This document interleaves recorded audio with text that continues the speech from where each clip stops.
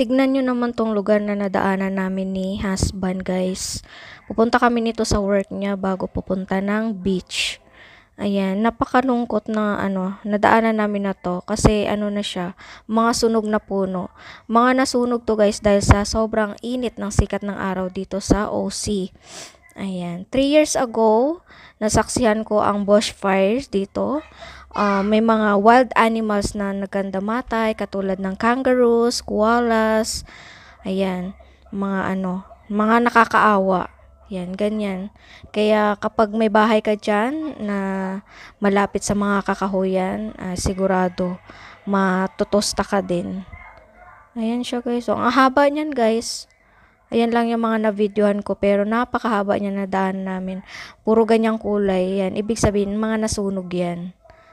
Ayan. Syempre, kapag green ang kulay niyan, healthy yun. Ayan, may mga